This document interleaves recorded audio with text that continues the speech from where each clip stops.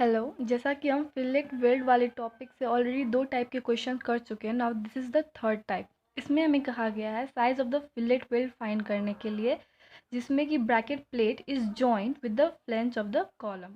Okay, and यहाँ पे दिया हुआ है permissible stress for fillet weld is 108 MPa mega pascal. ये किसी क्वेश्चन में दिया हुआ होता है, किसी क्वेश्चन में नहीं दिया होता है। सो better you remember it कि permissible stress for the fillet weld is 108 MPa and the figure is this one. So for such type of question जिसमें कि हमें size of the fillet weld find करना है, तो उसका फॉर्मेट क्या होता है, जिसमें हम प्रोसेस कर रहे होते हैं तो प्रोसेस का एक फॉर्मेट होता है। तो let's discuss that. First number में हमें vertical shear stress at weld find करना, which is denoted by PS, that is equals to W/2 into D into T। D और टी का फुल फॉर्म क्या होता है ये मैं बाद में डिस्कस करूँगी। Then horizontal shear stress due to bending at extreme fibre which is PB।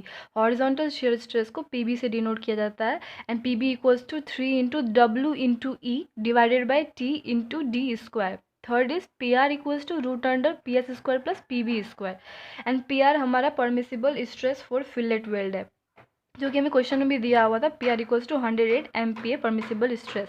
So PR equals to root under PS square plus PB square. PS square PB square हमने step 1 और 2 में फाइंड कर लिया है। जब हम compare करेंगे 108 MPa equals to root under PS square plus PB square, तो हमारा S का वैल्यू आएगा which is size of the weld. Now we will do the solution. तो सबसे पहले जो हमें क्वेश्चन में गिवन दिया हुआ, सबसे पहले हम वो लिखेंगे। First of all effective length of weld that is LW और D। मैंने यहाँ पे D यूज़ किया है, but you can also use LW, both denote effective length of weld which is 25 centimetre. तो ये हमारा वेल्ड सेक्शन है, जो मैंने डार्क पोर्शन किया हुआ है that is our weld section, and इसका जो इफेक्टिव लेंथ है दैट इज़ 25 सेंटीमीटर। और यहाँ पे eccentricity E equals to 16 centimetre.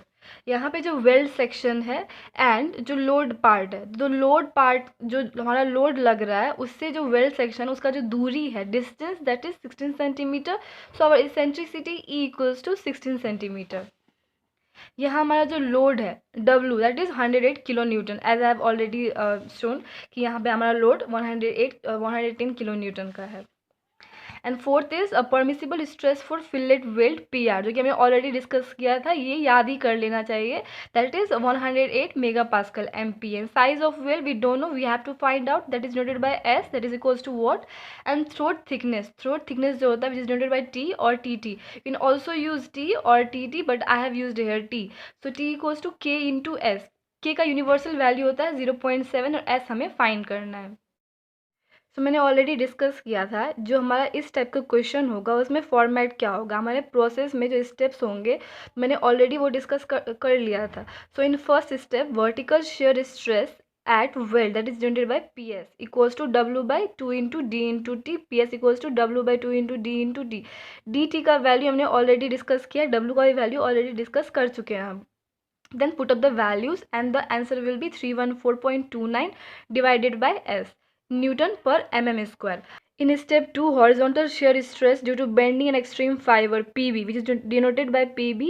PB equals to W into E into 3 and divided by T into D square.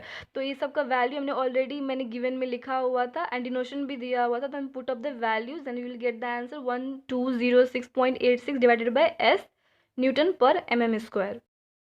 In step 3, we'll find the value of PR. PR equals to root under PS square plus PB square. तो PS और PB का हमने already step 1-2 में value find किया था। Put up the values, then you'll get the answer PR equals to 1247.112 by S Newton per mm square.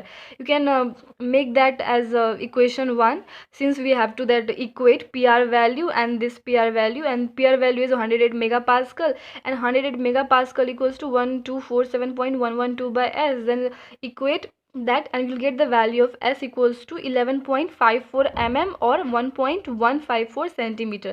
Hence the size of the weld S equals to 1.154 centimeter. So in this type of question, by doing the 4 step, you can get the value of size of the weld. Thank you.